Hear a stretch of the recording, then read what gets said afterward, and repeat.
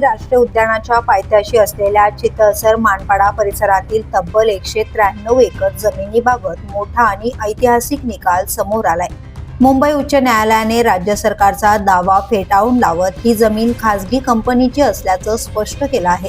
त्यामुळे गेल्या जवळपास 50 वर्षांपासून सुरू असलेल्या वादावर अखेर शिक्कामोर्तब झालाय। ही जमीन मेर्सडी दाययाबाई ॲडव्होकेट कंपनी प्रायव्हेट लिमिटेड यांच्या मालकीची असल्याचं न्यायालयाने मान्य केलंय। न्यायमूर्ती रवींद्र गुगे आणि न्यायमूर्ती अश्विन भोपे यांच्या खंडपीठाने जमीन मालकांचे हक्क कायम ठेवत ठाणे महानगरपालिकेला 21 दिवसांच्या आत विकास हक्क प्रमाणपत्रे म्हणजेच DRC किंवा TDRच्या स्वरूपात कायदेशीर भरपाई देण्याचे आदेश दिले आहेत। या 193 एकरांपैकी सुमारे 100 एकर जागेवर ठाणे महापालिकेने उद्यानाचे आरक्षण टाकले होते। त्यामुळे या आरक्षित जमिनीच्या बदल्यात संबंधित कंपनीला विकास हस्तांतरण हक्क म्हणजेच TDR मिळू शकतो। सध्याच्या प्रचलित दरानुसार या TDRचे संभाव्य मूल्य तब्बल 2800 कोटी रुपयांच्या घरात जाऊ शकते अशी चर्चा आहे।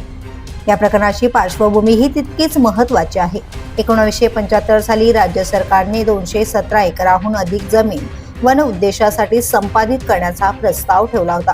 तेव्हापासून या जमिनीवरून सरकार आणि कंपनी यांच्यात न्यायालयीन संघर्ष सुरू होता।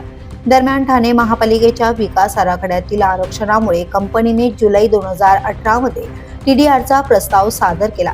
वन विभागाने आक्षेप घेतला असला तरी एप्रिल 2019 मध्ये तत्कालीन आयुक्त आणि शहर विकास विभागाने प्राथमिक मंजुरी दिली होती। मात्र तांत्रिक कारणे आणि काही मंजुऱ्यांअभावी विद्यमान आयुक्त सौरभ राव यांनी हा प्रस्ताव प्रलंबित ठेवला।